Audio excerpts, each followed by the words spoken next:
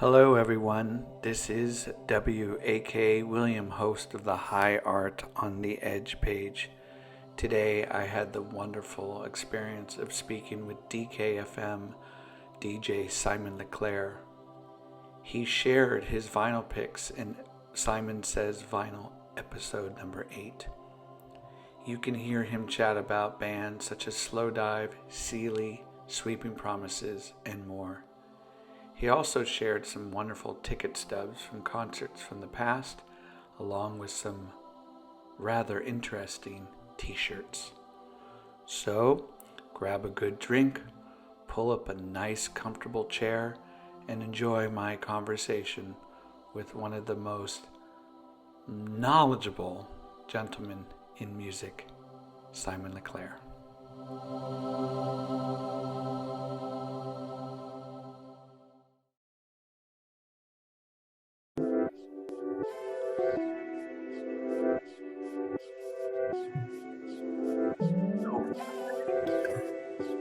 Hi, StreamYard. Thank you, StreamYard, for that vast catalog. Hello, everyone. This is W, also known as William, host of the High Art on the Edge page. Can you believe it? We are here, episode number 8. Yeah. He says vinyl, here with the fantastic, all knowledgeable Simon Leclerc, DKFM DJ. We are back. Hello, Simon. How are you? I am good. You doing well? You know what? I can't complain.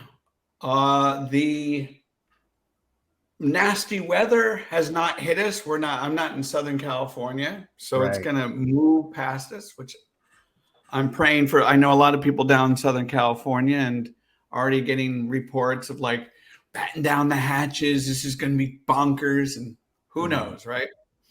But all good here. No big fires to report here. So just got back from beautiful Lake Tahoe. Oh, nice. Listening to great music. And I want to check out what is in your goodie bag for today. But before we do that, could you give us a little background on who you are and what you do? Sure, yeah. And so I'm Simon Leclerc, as is on my screen and as is mentioned by W. And I do a radio show called Melomania Safety Zone that airs every second Thursday on DKFM Shoegaze Radio. So I've been doing that for a couple of years now and love it. Great group of people, really fun show to do. And other than that, I've been focused on becoming a psychotherapist, and so that's been a big chunk of my brain energy is focusing on that and setting up my practice and getting that rolling. And so it's interesting because melomania, being something of a psychological term, was the basis of the show itself, and it's been sort of a moniker I've used for almost a decade now for different music things that I've done, groups that I've run, etc. So lots of stuff has been stored in this brain musically that I've never had a vehicle to let it out.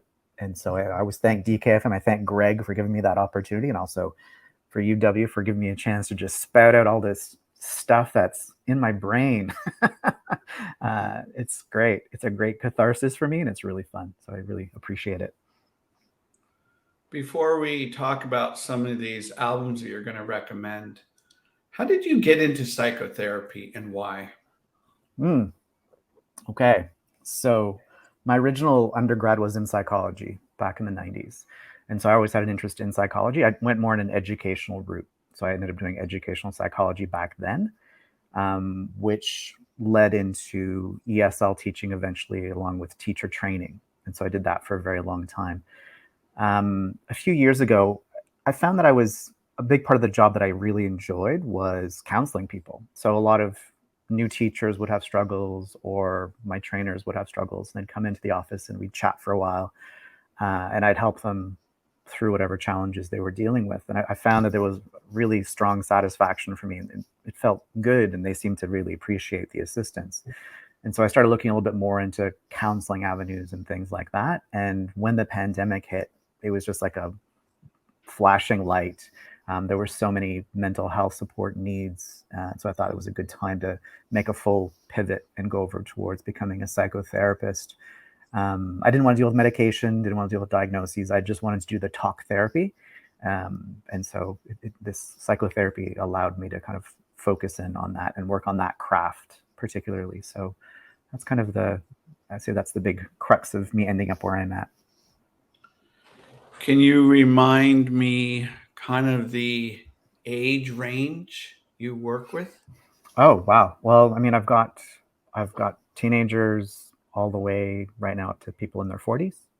So there's no like specific range that I'm working with. Mostly people trying to work through issues related to anxiety. Anxiety and depression are fairly prevalent with folks looking to do talk therapy. And so that's kind of it. Other than that, really diverse group of folks that I'm working with, which is wonderful. Get to sort of talk to people from all walks of life, all backgrounds, futures, etc. So yeah, it's varied. It's quite varied. So one of the questions I loathed, but also appreciated from people that asked me when I got into teaching, Mm-hmm. what makes you a very good teacher, William? So I'm going to ask you that question. What makes you a good psychotherapist? I'm going to base it on what other people have told me, because that's usually, to me, that's where the proof comes from. Folks have said that I'm easy to talk to, rather approachable. And I genuinely enjoy listening to people's stories, and trying to see things, like see the world through different perspectives. I value that, and I think that's a big part of living. And I think that's allowed me to kind of shift over to this particular discipline effectively. Yeah. So I've wondered then, in your profession, Mm-hmm. if people are sharing very personal matters with you, Mm-hmm. and they're sharing experiences with you that you personally have not undergone, Mm-hmm. how do you find empathy and a modicum of understanding to connect with them? Yeah. I mean, with a lot of things that you don't experience, it's okay, because you're not supposed to be the person who's in front of you. You want to get their interpretation of the experience, because that has more value and more meaning to them than literally the experience itself. It's what is their takeaway from the experience. And so it doesn't make it a necessity to have lived what they've lived. It's more a necessity to be able to ride next to them as they understand what they've lived and make meaning from what they've lived. And so that I think is a big part of it. If you've had similar experiences, it can help in some ways, but it can also be a hindrance too, because you don't want to fall into countertransference where you use your experiences and assume things for the client. Yeah. So really, there's pluses and minuses to both. One more question. Sure. And then we'll get into the music. So I just watched a movie with John Krasinski called The 13th Hour. Okay. This is the story of Benghazi, the tragic story of Benghazi. Mm-hmm. I'm not here to talk about its authentic, verisimilitude stuff, but it's a very gripping film. And I was thinking about the fallout and the aftermath on soldiers, CIA operatives that go through these excruciatingly painful experiences. When obviously you don't have to name anyone, of course, but when you work with people who have undergone some of the most brutal stuff, whether it be being a war veteran or someone of major divorce, do you sometimes have to call on other colleagues to help look at that case and go, wow, this is a whopper. I may need some assistance in this? Yes. I mean, it's actually a given. You have to have colleagues always to talk to.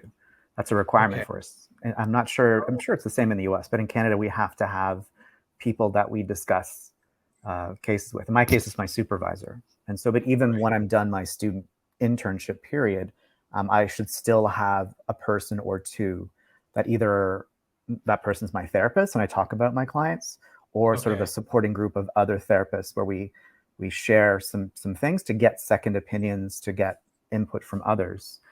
to make sure that you're offering, you don't have any blind spots or reduce the likelihood of blind spots and give the best care to the people in front of you. For sure. No, absolutely. Very necessary. Thank you for answering those questions. Okay, so here's what I've been listening to. Mm-hmm. And I want to know what you have to share with our audience today. The new Gregory Alan Isaacoff album, Appaloosa Bones. I'm really digging the new Future Island single. I'm not sure if you know this about me, but I'm a big National fan. So they have a new song called Space Invader. And Brian Eno has a new tune, old tune, Cutting Room. So what are you going to recommend for us today? Well, I've picked out some vinyl. And so I'll start with a couple of newish ones. Because that's the way I like to roll. I've been on a bit of an indie rock kind of kick lately, a bit more so than shoegaze stuff. So I thought I'd represent that in some of my selections today. And so the first one is from a concert I just went to recently. And so there's this. So that is Sweeping Promises, Good Living is Coming for You. And so this is a really great garage rock, indie rock, punk rock, however you want to say it. Oh, and I got a signature. See, I got a signature. Oh, nice. Yeah. I was like, can you sign it for me? And she's like, okay. Okay, that's good. First off, the record itself, when it came out, I don't generally go for like heavier garage rocky stuff, but it's just so well written. Like it's so catchy and infectious and almost like sort of that candy coated noise pop stuff. So it's got like harmonies that you end up just like singing in your head immediately. Seeing it live just consolidated it all. She can pull off the bellowing. She pulls it off live without a hitch. And I went with a group of old friends who I hadn't seen in a while, one from like France and one from sort of the area in Southern Ontario that we hung out in Vancouver years ago. And so we all went to the show together and we just had a great time. And these are like my junglist friends back from my like rave days. And we always kind of like bopped around to this like heavy indie rock. So great record, great live show. If they come, they're from like Kansas and they were doing a bit of a tour. And so if they come to your town, definitely go see Sweeping Promises and check out the record because it's awesome. So based on your recommendation, because you posted that last week, I checked it out. And I mean, it's 30 minutes long of an album, so it just zings on by. Yep. But I couldn't help. I caught all your details in your description, and you do such a great job of that. But I swear, this was like B-52s to me, early B-52s. I couldn't get out of my head comparison. Would you say that's accurate? Actually, I hadn't put that together at all, but the way that she does her vocals, I can see why. Yeah. And they kind of had that like sort of punky vibe to their early stuff. It was sort of like fast and punky. And yeah, they fall into that for sure. Yeah. Not so much Love Shack, but yeah. No, this is the earlier stuff. Absolutely. Yeah. Is there a track from the album that you would recommend or two? I find that honestly, Eraser just like blows it out of the water to start the album. And they started the gig with that tune. It was everybody just stopped.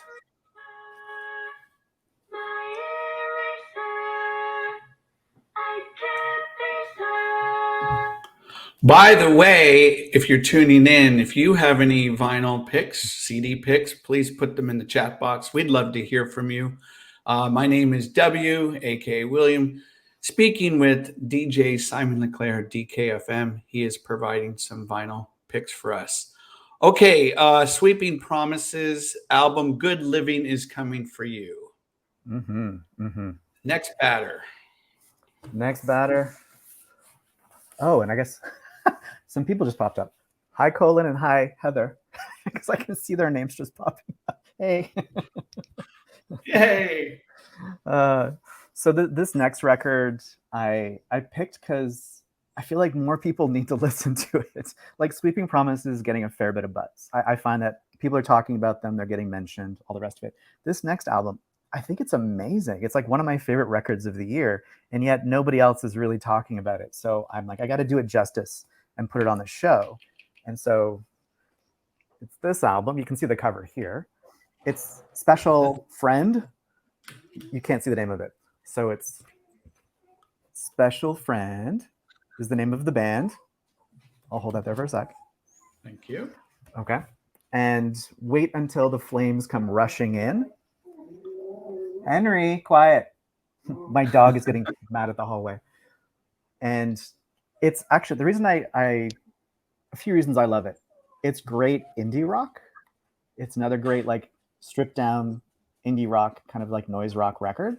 But it's also because the band members, Erica and Guillaume, so it's like drums and guitar. Eric and Guillaume met at a gig I think in Paris. And so they were just like concert going indie kids, basically. They met at a show and went, let's make a band. They formed a band and it's awesome. And so she's American and he's from France. And so some of the songs are in English, some of them are in French. And they do such a great job of sort of like harmonizing together and handing back and forth with the vocals. And it gives me a little bit of a Spinanes vibe. I don't know, do you remember the Spinanes? Yes. So it's heavier, so it's more like Manos. It's like the first Spinanes record, but it's got that kind of like raw energy to it, with a touch of like helium. So it's like a 90s indie rock record. And it's just, I wish more people were into it. And beautiful vinyl pressing. So I'm like, I got to show the vinyl too, because it's such a nice, I loves me a nice violet pressing. Just a really nice pressing. And so, yeah, Special Friend, people, get on it. It's awesome. Here's the title track. Wait Until the Flames. Love this song.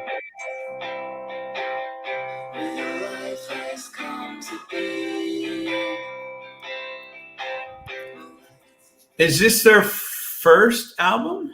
I think it's their second. They definitely have a record before this. They might have some singles and EPs and stuff. They have one full length, and this is their second full length. And I think I got it through. There's a label called Hidden Bay, out of France that does amazing like jangle indie pop kind of releases. And so if people like that kind of stuff and like the Janines and other sort of like French jangle pop stuff, I'd say definitely go check out Hidden Bay. Really great label. So there's that meme. It's my favorite meme of all time. It's where the little boy from the Rascals, Mm-hmm. it's a black and white meme, and he's at the window and he's got a bag of cash and he's just throwing it. So when you say jingle, I'm that little boy. Just throw it. Take my money here. That meme shows up a lot because we do a chat during the broadcast, right, on the DKFM Facebook group page while we're listening to the show, and that meme shows up from time to time where people are just like, okay, I'm throwing my money at this, Simon, thanks, here we go. It's like, yeah, I did that meme one time on I won't name the band, but I was basically saying, here, take my money, and someone wrote back and said, that's very offensive, W. Because what she thought it was money going out the window. Oh, no. All of us in the know with that know that that means. And most people know I love this. Yeah, most people know I love this dream pop band from Hershey, Pennsylvania. Oh, I see. So I was like, no, I'm giving them my money. I'm not tossing out the window. All right, so Waiting Until the Flames Comes Rushing In. Band is Special Friend. Got it. Mm-hmm, definitely. So those are my two like newish picks for now. There's lots of great new stuff, but I'm like, okay, whittle it down to two, Simon. Which two? And I went the indie rock route with those two. Nice. And so digging back a little bit further, a record that's sometimes overlooked and has some trivia that I thought you would enjoy. So I picked this. This is going back to, I think, like 2016-ish. This is Porches. The album's called Pool. And so it's Aaron Main is the main guy behind the Porches project. The other albums that he's got a bunch. I don't love them. This Porches album is actually different and to me has more song structure to it and is just a better blend of dream pop, synth pop, indie pop. And a big reason why is he co-wrote some of the songs with his then girlfriend, whose name is Greta Klein. W, do you know who Greta Klein is? Greta Klein.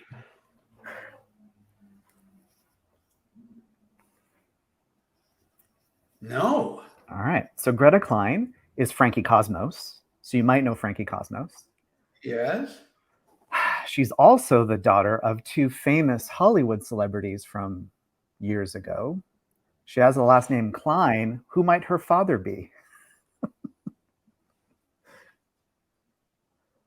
A fish called Wanda. Oh, Kevin? Kevin Klein is her dad, so therefore, who's her mother? Fast Times at Ridgemont High, swimming pool. No, don't tell me. Gremlins girl. Yeah. Phoebe Cates. There you go. I love that trivia. Isn't that fun? So yeah, Phoebe Cates, Kevin Klein have a daughter named Greta Klein, who is Frankie Cosmos. And she was dating Aaron while he was doing this record. So she co-wrote about half of the songs, and they're all the really good songs on the record. So she had a very positive influence on him from my perspective, musically. I'm sure others would disagree, but it's a great album. It's a really good record. Yeah. So why do you like it? It's basically, it hits the right notes in terms of catchy synth pop, almost like the way Radio Department did for like Deliverance. Like there's a synthiness, a new waviness that really works. It doesn't get too dancey, kind of stays in a zone, mixed with like dream pop elements. So it's almost, to me, it almost felt like a dancier version of the first Wild Nothing record. It's like where Wild Nothing could have gone, but being a little bit more synthy, and that's a sweet spot for me. I love sort of synthy dream pop stuff, and it's got some groove to it because it's 2016. It's got a little bit of that dance because that was around the time that like Washed Out was doing sort of that dancey stuff, and it kind of falls into that category for sure. Yeah. God, this is why we do this stuff. I mean, that is some good trivia right there. That's why I'm like, I'm going to pick this one, so I'm pretty sure he's going to enjoy that. Love it. I love it. Kevin Kline's still making movies? What's the deal with that? I have no idea. Yeah, I can't say I know where they're at now. Yeah. I can't remember the last movie that she's been in. If anyone knows, please put it in the chat box. Yeah. All right. Looking for. So that was Porches. The album name was Pool. You got it. Yep. You got it. So okay. Definitely check that out. Check it out. All right. Okay. Ready for the next one? Yeah. All right. So this is another one that I found some trivia about that I'll share in a second. But this is kind of going back to the 90s, later part of the 90s, Sealy Seconds. Did you look this one up after I posted about it? I know. I meant to, because that's why I was kind of smiling. I'm like, damn it, I should have looked that one up. Yeah. This one, these guys, so this is their second record. Their first record was Julie Only. And they were the first band ever, American band ever, to be signed to Too Pure, which I thought you would enjoy. Yeah, right? Nice. Wow. And so they were the first American band signed. They were like basically architecture students, I think, from the Atlanta, Georgia area, formed a band in the sort of early to mid 90s. And then by the late 90s had a couple of records. The reason I bring up the Too Pure connection is their first album, Parenthesis, they did on their own and released on a very small independent label. But then when they got picked up by Too Pure, they were like, re-record the album and we'll get John McIntyre to help you sort of produce the album, mix it. Oh, yes, go ahead. No. I had a question about this Seconds one. Oh, okay. Go ahead. Who produced it? It's somebody else. So it wasn't, I don't think it was John McIntyre. Scott Heron and Steve Askew. I don't know who they are. The reason I'm bringing it up, though, because there's sort of like this underlying theme with other musicians that I've talked to. I know this guy. Do you know the band Timonium? Really, really amazing slowcore band from California. You have to check out Timonium. They're amazing. from like the 90s, and they released something a few years ago as well. Anyway, Adam, I chat with over Instagram occasionally, and he worked at Too Pure around the time that this all went down. He might have been an intern, but he was there, and he was saying that basically the consensus was that John McEntire came in, re-recorded the album, and kind of ruined it. Even though they all loved him, they're like, he's a great guy, super guy, love him. We all love Tortoise. We love John McEntire. But he came in when they re-recorded it, got rid of it, made it too polished. It didn't have the grit anymore of when they'd recorded it, and it kind of ruined it. When you hear albums that are too slick and too polished, and they're from bands you love, Mm-hmm. hard for you to get into that album, or can you just accept it and go, you know what, that's just where they were at that time, here are the people that helped that, or do you just go, no, I'm not dealing with that? No, it varies. I'll usually give it a shot, but overproduction of rock music bothers me. But like electronic music, it doesn't matter. So it's like electronic stuff can be shiny, and that's okay. It doesn't ruin the aesthetic, in my opinion. But when you've got like rock bands or alternative bands and that sort of stuff, where they end up having like the radio coating, basically it's almost like, okay, now you're radio friendly kind of lacquer that goes on the stuff that they're doing. It just doesn't appeal to me anymore. It doesn't have the same feeling. I do like a raw element. I like lo-fi. So there's that for sure. So remember when the grunge era broke, right? Mm-hmm, mm-hmm. And when obviously Pearl Jam, Nirvana, all those bands, Soundgarden, so on and so forth. People, I remember when Nevermind came out, people were like, obviously they're like, what is this? And then on the other side, the people were like, this is crap. This is way too polished. Mm-hmm. And I was thinking at the time, like, but their previous album was, I think it was Bleach. Yeah. Might have been Bleach. Yeah. I mean, there is a stark contrast, but I thought at the time, like, what a great leap forward for that band. I'm not maybe they could have done another Bleach, a little bit more experienced sounding, maybe a little bit more raw sounding, but I don't know. It bothered me that people pissed on Nevermind so much, because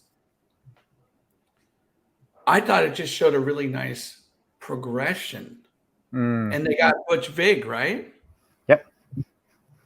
So I don't know. Well, I mean, it's, to me though, they're like, if you're going to get signed, because they went to a major label at that point too, it wasn't an independent release, and so you're going to have a studio that's got certain things. But like, if you look back at Nevermind, it's still raw in a lot of ways. Like, it's still got an edge to it. It's not like they didn't really make it radio friendly.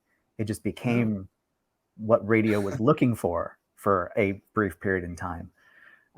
So like, I think of even Soundgarden, Bad Motorfinger to Super Unknown. I couldn't stand Super Unknown for that reason. Like, Bad Motorfinger was the last like metal record that they made, and then they kind of turned into an alternative like rock band. And so it's more to do with like taking the production and like shaping your songs. It's not like Kurt Cobain was like, I'm trying to make a radio hit. Like, he wouldn't play Smells Like Teen Spirit live.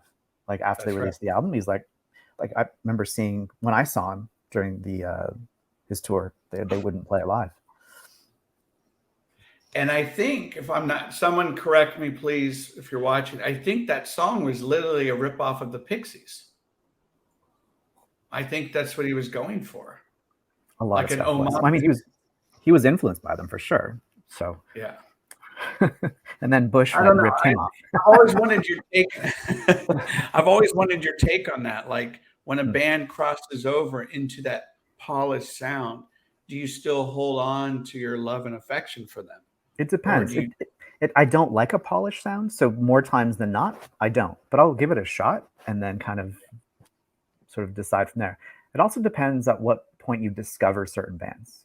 If you discover them as they, like, when they become polished, then it doesn't bother you as much. But if they've gone from sort of raw elements to polished, then that's often more of a sticking point for purists, I would say. Yeah. Okay. Onward and upward. Cool. All right. So one last Sealy Seconds. Oh, yeah. Check it out. And there's a song called "It's Your Day, Karen." That's amazing, and it's almost like a prophetic, because Karen wasn't a term back in 1997 or whatever. This came out. It's your day, Karen. So it's like a theme song for future Karens. All right. Next one up. This is more of this is my ambient pick for the week, and cool. this one I chose because I love the record. Something I bought out in Vancouver when I was there. There was a record store I went to that I honestly don't remember the name of, and I would just wander in, and they'd have the weirdest finds, either in their used bin or new. They'd bring in ambient shoegaze stuff from overseas or what have you that was impossible finding once for like $5, $10 for records. So I grabbed a couple of things there, and one of them was this Windy and Carl album. And so this is the second release by Windy and Carl. So they're a Michigan-based duo that does ambient music. This one's called Drawing of Sound. And so I got this for, it's quite a intense cover. Yeah. And so husband and wife team, their names are Windy and Carl, Michigan space rockers. They're sort of like iconic in that area. And that record cost me $6 Canadian. So that's like what, 25 cents American? It's like $6 Canadian. It now goes online for like $70. Oh my God. $80. And it's a beautiful. Hey, look at that. Especially for like 1997, 1998. Like this is not common back then that you would get sort of marble colored pressings of things, especially for $6. And so, but it's one of those first ambient albums that I really, really got into. Beautiful record. So wanted to share. Windy and Carl, is there a track on there? The very first track is lovely. It's called You. Don't you, I mean, we've all been there, right? People that are watching this, when you head into a record store or wherever and you're like, oh my God, what is this? I'll try it. And you get home. And, I knew them already because I had some of their CD stuff. So I knew them, but it was more like, what is this doing here on vinyl for $6? Like it's like, what?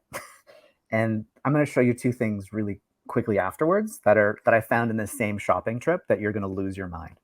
So that was kind of like the appetizer. And then there's the next two things I'm going to show together that you're going to be like, what? And also found them for like $7.99. I'm ready. You ready? The initials aren't V and G, are they? Oh, look at those goodies. So yeah, these were $7.99 and $8.99. Oh my God. Yeah, from the same record shop in Vancouver. It doesn't exist anymore, surprisingly. Oh God. So I mean, when I saw that they were finally reissuing them, I'm like, okay, well, that's fair. But like these go for a good chunk of change. Yes, they do. Yes, they do. That was one of the best shopping trips for vinyl that I've ever experienced, where I walked out of that Vancouver place going like, how did I get? And there was also I got the Swerve Driver Last Train to Satansville single EP at the same time, and I'm like, this is ridiculous. I can't believe I just left with these records. Like, this doesn't make any sense. So what year was that roughly? I bought those. That was in 1999 that I bought those all together. So yeah, that was a good day. Do you listen to those slow dive ones often, or do you just kind of just keep it in there? Yeah, they kind of just whatever, collect their value on my shelf. I probably pull them out for a listen every now and then. Just, if I'm in the mood for something, I just want to hear the vinyl version of it. But I mean, we've obviously got them all digitally, can listen to them that way and that sort of thing. But yeah, so it's like bargain hunting with Simon this episode. But yeah. What do you think of the new slow dive tune, The Slab? I knew you were going to ask me. I'm like, there's going to be a segue question for sure that he'll think of related to the new release stuff. The Slab's all right. I don't mind the Slab. The first two, I was they're okay. I'm not really blown away yet. I feel bad saying that. They're my favorite band still. I love Slowdive, but this new album, it's weird that they're all like on the B side of the record.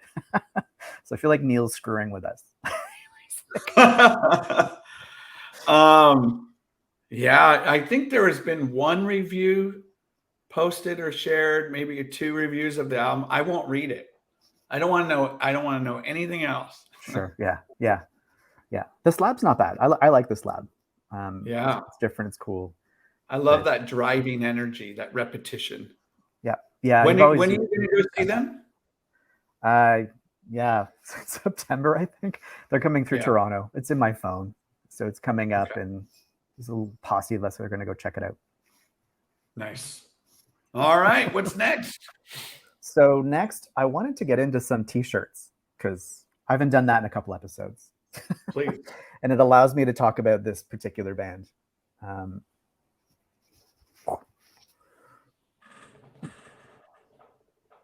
Can you see that?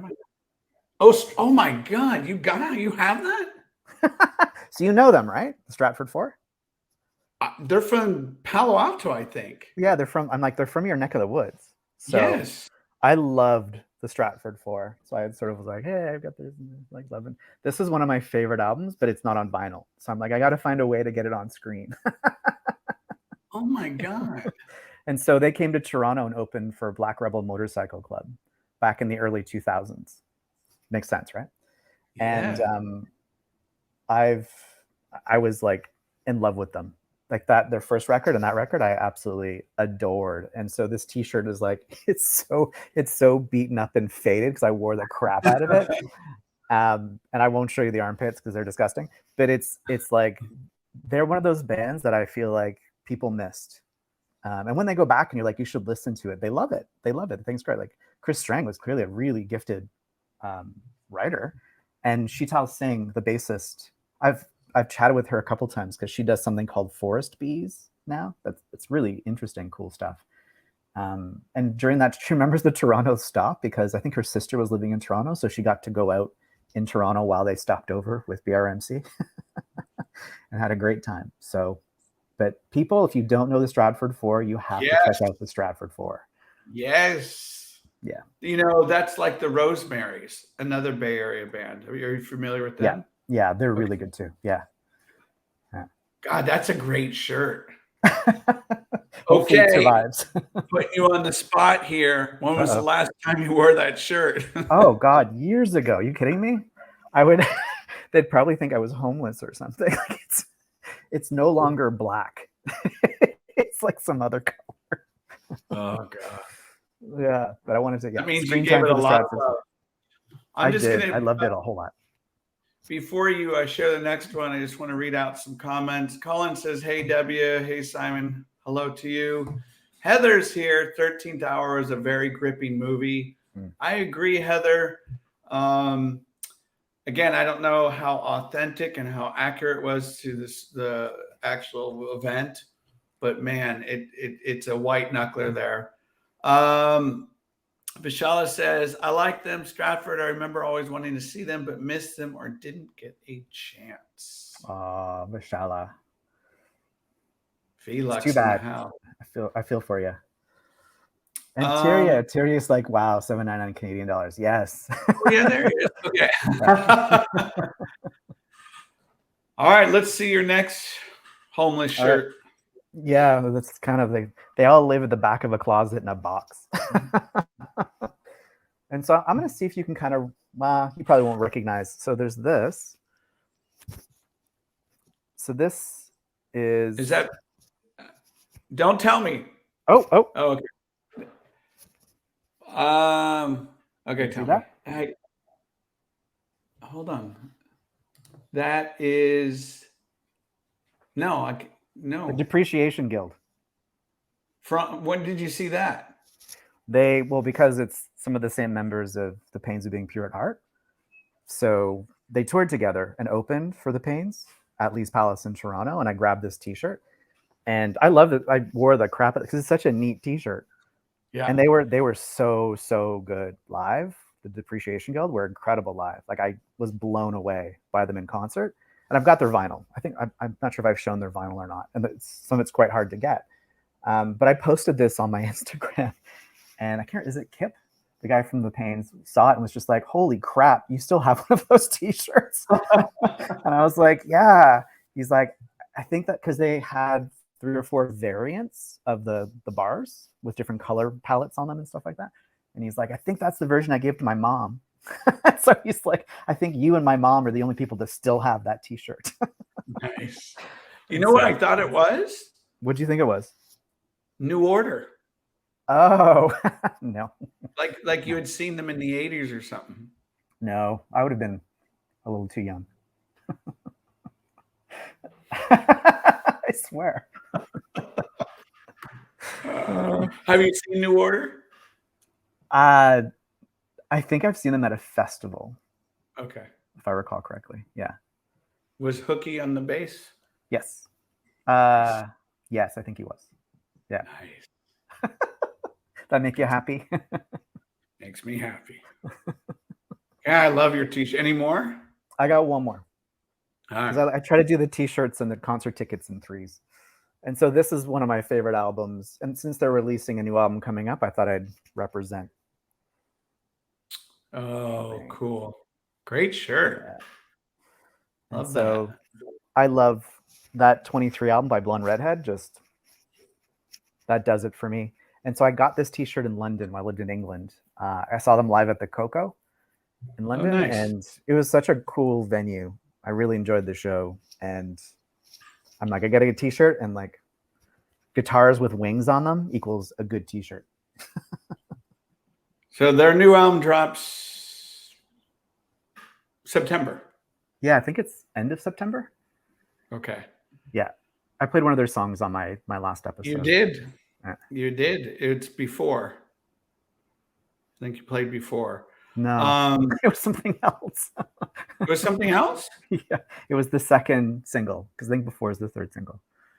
I can't remember the name of it offhand, but I don't remember before. I've never seen them live. Oh wow. I think I've seen them 5 or 6 times. And they're always good live. Always a great live act. Yeah. What do you think of that 4AD band? Is it Her? I don't know. Her. It's just Her, Her. Hmm. Am I losing my mind here? No, it's I don't know everything about all music, so it's entirely possible. Come on, V-Lux, help me out here. Somebody. Who is that? It's a female lead singer. Okay. That really narrows it down. Yeah, that's definitely not a 4AD band then. 4AD. They're from London. They came out right around that band, the Big Pink. God darn it. Oh, I remember the Big Pink. I saw them in concert too. Place to Bury Strangers opened up. Beautiful, ethereal voice. And they're called Her. Oh. Her? Her? Maybe it's she. Some kind of personal pronoun that's feminine. Yes. Someone please help me out here. Oh, those are great T-shirts, by the way. Cool. I'm always happy to give them a purpose besides sitting in that box. So ticket stubs. Yes. Got your tickets. All right. First one up. Because really, how can I not? So 1997 Spiritualized, where Jason Pierce could still stand up while he performed. I'm sorry, I had to do that. I think the Dam Builders might have opened for them, just to throw a little blast from the past in there too. They're good. So this was the first time I saw Spiritualized, 1997. So obviously, kind of in my mind, in the heyday of. Was that Ladies and Gentlemen? Yeah, it's right when Ladies and Gentlemen came out. So it's like, to me, that was the culmination of all that was wonderful with Spiritualized, was around then. I remember the the light show being really intense and my friend having to take a knee. So he was next to me at one point. I mean, we were probably influenced by other factors, but he at one point I just sort of looked over and he was taking a knee and he had his like arm on my back. He's like, just I need a sec. And I'm like, that's cool. That's totally cool. But such a great, at that point in time, such an amazing live act. And I think this was around the time, it couldn't have been far off, where they played the CN Tower show. So they wanted to perform the highest show ever. Right. The way that they phrased it, I'm like, yeah, okay. But they wanted to perform the highest show ever, and so they played the restaurant area of the CN Tower. It's like high art. Oh my! I just gave that to you. I just like, here, take this. But that high is hit it. Oh my gosh! For all those wondering, we have gotten goofier, but that spiritualized. I'm going to plug an event that I just did with Moon Cowboys, Ricardo Fiel. We did this whole thing on spiritualized, and our special guest, our prize guest, was Mark Refoy. Oh, so cool. He shared some wonderful stories about working with them during Laser Guided Melodies and Pure Phase, and what that whole experience was like. Yeah, I mean, if you've never seen spiritualized, I mean, you just have to. I'm sure people that have been fanatics and longtime listeners of their music may have different opinion now. But I saw them when they came to San Francisco. I've seen them several times. Yes, he sits in a chair now. But oh my God, it's just there's always some point in the show when I see them, I'm like, okay, I've seen this before. And then I'm like, okay, now I'm all yours. Right. It's that music. It just takes you over, and maybe I don't know what it is, but yeah. No, that's definitely it's funny because it felt like he was trying to create a religious experience in terms of like, I mean, they're called spiritualized. A lot of the sort of like the gospel choir elements, the sort of like the upliftingness of a lot of the tracks and how they kind of go from noise to starkness to uplifting. So it all feels like it's geared towards a religious experience for people when they attend the shows. And I'd say, because I've seen them between 8 and 10 times as well. And yeah, I generally walk away feeling that sensation. I saw him sitting once and thought it was okay. The second time I saw him sitting, that show, maybe I wasn't in the mood. It just didn't hit me the same way. So I thought, okay, I need a spiritualized break for a little while. Vishala, Vishala's put off by the sitting as well. That's right. And he also needs to sit because he needs to be looking at the lyrics too. It's much easier. Yeah, so he's got his little setup with his sheets of stuff, and it's fine. And the musician, like, he brings really good musicians with him, and so like the show itself is solid. It's definitely very, very solid. So yeah, I shouldn't complain. It's still a lot better than most shows. Everything Was Beautiful was one of my favorites of last year. Really? Good stuff. Yeah. Yeah. Cool. Yeah. I think there's a really nice throwback to that album, even though it's only like 6, maybe 7 tracks. It's I don't know. Good stuff. All right. Next up. That time I got to see Godspeed and LeBradford in the same show. Wow. God, you still have your hearing? Oh yeah. Well, no, I don't actually. I wouldn't. I've never seen Godspeed. What? I know. Don't tell me. I know. I think you just told a few people just now. Just 4. Oh my God. You've never seen Godspeed? No. And I think they're coming. Keep going. I don't know how to react to that. Like, I think I've seen Godspeed like between 15 and 20 times. I've seen them a lot. Well, they were touring constantly for years. And so, anyways, this was in Vancouver. So this, I think, was the second time that I saw them. So this was in 1999. That's how I know. Vancouver, 99. I was trying to do a connection with the record shopping. And the LeBradford set was so spacey and beautiful and gorgeous. And I miss LeBradford. I've talked about them before, but LeBradford, to me, they set up so many future acts with just the sounds and the subtleties and the ambiance, but like accessible ambient music in a way that just resonates. And so they were, again, substances were likely involved, but they made us tingle, and then Godspeed came on and just blew us out of the water. And it was incredible stuff. So yeah, I've heard nothing but great things about their shows. Yeah. Yeah, there are a slew of bands. I for whatever reason, Yeah. I've You just definitely need shaved to my see Godspeed though. You gotta see Godspeed. Like there's no excuses. You gotta go see it. somebody. Can you look up tour dates? When did they come into the Bay Area? That's all I need to know. Get on that, somebody. And I will, if I go, I will take a picture of proof. You should. That'd be hilarious. Doing like a selfie with yourself at a Godspeed show just feels so anti-Godspeed. It'd be perfect. All the stuff they are against. Do that. God, So, that's good stuff. yeah. Good stuff. So is that the band that you've seen the most? I gotta do like a tally at some point because I saw Luna a lot as well.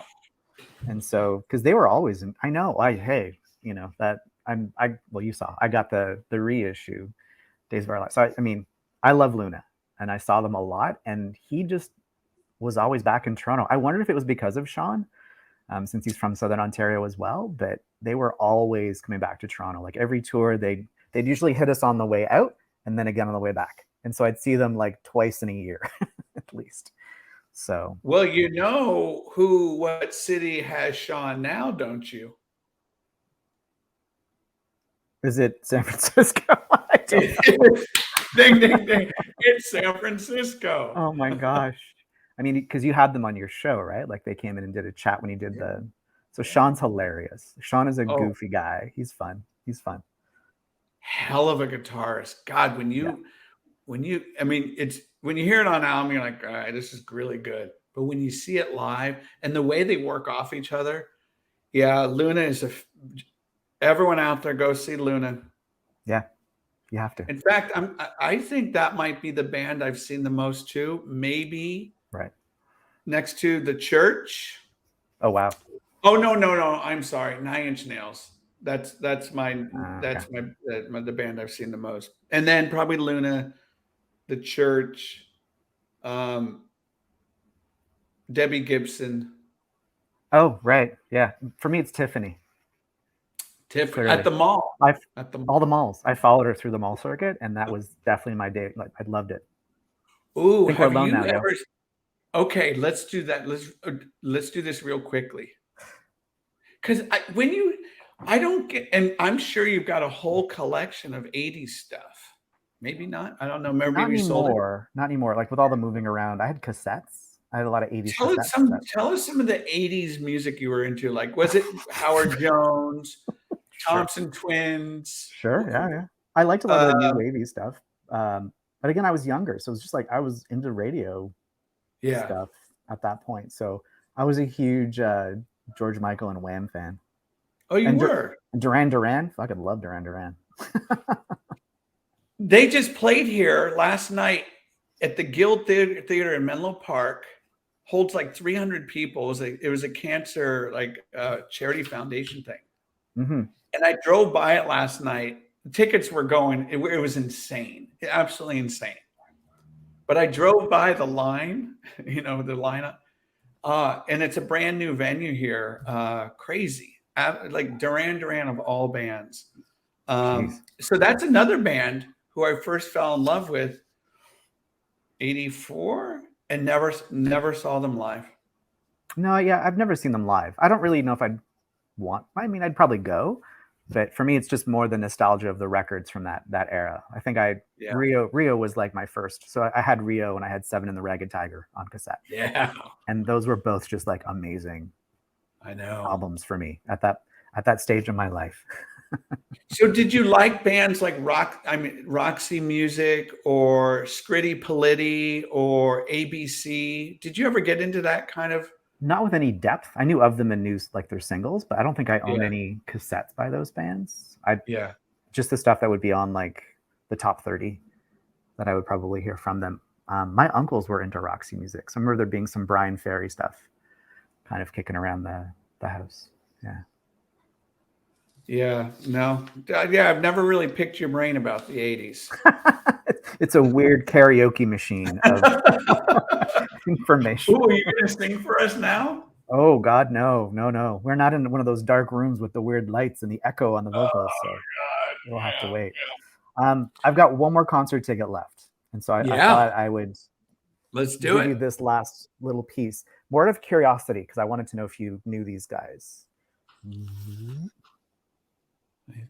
Dirty Three? No.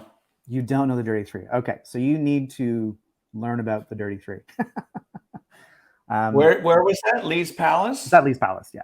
And so these guys are, it's Warren Ellis. Do you know the name Warren Ellis? Oh, from Nick Cave. From Nick Cave. That's who the Dirty Three is. Warren Yes. Ellis is one of the three members of the Dirty Three. That's Got his it. band. Yes, I was like, there might be a connection here for you. And so he obviously plays his violin and does his thing. Have you seen him playing with Nick Cave? Yes. Did he do the leg kicks? Yes. Very high. Yeah, right. And so imagine a band fronted by him.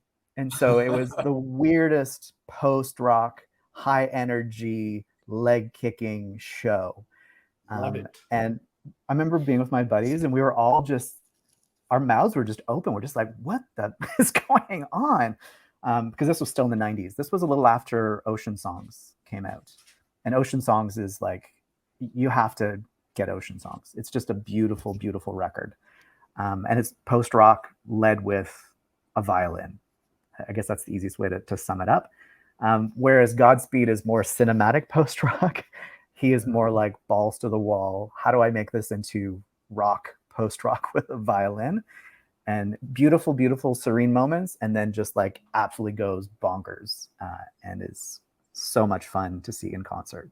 So, oh, I would love that. I would love that. So do you, we haven't talked about Nick Cave before and the Bad Seeds. Mm-hmm. What do you think of them? They're one of my favorites. I've never gotten your opinion. They're not. It's sort of like it's a respect thing. Like I definitely respect the art of what Nick Cave does. When I put it on, I'm like, I don't know if I want to listen to this. His vocal style doesn't really appeal to me a whole lot. Again, musicians he's with and what he represents. And I think I told you, I met him and Warren Ellis at one of the All Tomorrow's parties in New York State. No. So I'm going to do, at some point, one of these episodes is going to be purely devoted to All Tomorrow's parties. And I'll walk you through all of the crazy crap that happened to me while I was at these small festivals with these superstars of indie rock. But yeah, they were just hanging out because All Tomorrow's parties at Kutcher's, there was no like green room area. So all the musicians were out there with you walking around. And so this is where I like met Kevin Shields and, that I remember. Patti Smith and Kevin Shields were like hanging out and walking around together. You can go up and talk to them. But Warren Ellis and Nick Cave hung out the entire time together, and they would just sit on these benches in the lounge area. So people would walk up to them and chat with them for a little bit, try to give them like, demo CDs. This is my band. Check it out. I heard that happen twice. And we were sitting just like behind them. And my buddy was like, let's just say hi. And so we said hi. Super nice guys, really chill, really funny, cracking jokes. But yeah. I'll do an ATP special for you, and I'll bring the t-shirt, and I'll show you the back of the t-shirt with all the bands, and you'll just start crying. I would love that. Make me cry on camera. That's good. Thank you. No problem. Well, I'm gonna do my little one, and actually they go hand in hand. You'll see why. Cool. So speaking of the jingle and the jangle, and kind of the mystical lyrics, I just announced, well, people know this about me. I'm a big Church fan, have been for years. But there is an album that G.W. McLennan of the Go-Betweens did with Steve Kilbey of the Church. And they did this album called Jack Frost. And it came out late 80s, early 90s. And as far as I know, there's been no reissue of this on vinyl. And this is one of the albums, once it does have a reissue, I'm going to pick it up immediately. It definitely has that 80s quality sound, some with the programmed drum beats. Mm-hmm. But man, when these two sing, oh, love it, love it, love it. And G.W. McLennan of the Go-Betweens, just beautiful, beautiful, arresting voice. And this is a hard to find one. This is Steve Kilby, Acoustic and Intimate. This is a show that he did in Australia of some Jack Frost tunes, church tunes, and just some of his solo work. It's got Hotel Womb, Under the Milky Way, one of my favorites, Tristesse, Almost With You, Providence. So these are the two I wanted to share for those of you like church, G.W. McLennan, Go-Betweens kind of stuff. Do you like the Go-Betweens? I like the Go-Betweens, yeah. The church, not as much, but the Go-Betweens, yeah. What a loss that was. What's so yeah, funny? so I was like expecting me like, oh, Simon, come on, man, the church. Yeah. I was expecting a bit more pushback. No. It's when you start dissing on Belinda Carlisle, then we're gonna have problems. Why would I do that? Go-Go's were awesome. So is she. Anything else you want to share before we dash on out? I have shown enough stuff for today, Okay. I think. Yeah. Well, thank you. And if you wouldn't mind later in all of your free time putting those album recommendations, I'm going to share real quickly some events coming up on High Art on the Edge. Mm-hmm. We have a tribute to the Bats, speaking of Jingle Jangle, New Zealand legendary indie band. September 23rd, a big tribute to Bauhaus. This is going to be a series of 3. So we're going to do an honorary of Bauhaus. And then in the winter, we're going to do Love and Rockets. And then in the spring, we're going to do a tribute to side projects, solo work. Matt Catling, also known as Under the Sun, October 1st, which I'm really excited about. October 8th, we're going to head to Oxford, England. DJ Yogi and myself are going to honor all the work Andy Bell has done, including Ride, his new one, Mantra of the Cosmos, his solo work, Oasis. People forget that he was in Oasis. And then on October 22nd, Jane Duffus, the author of the new Sarah Records book, which is coming out. I'm going to do a Q&A with Jane on October 22nd. So those are some events coming up on High Art on the Edge. Thank you, Simon Leclerc. This has been so fun. Always a good time. Thank you, everyone, for tuning in. And again, feel free to put in your recommendations, ticket stub pictures, T-shirts that look ragged, completely, worn out, anything you want to put in. We'll see. Simon says vinyl in September. Ciao. Cool. Take care, everybody. Bye-bye.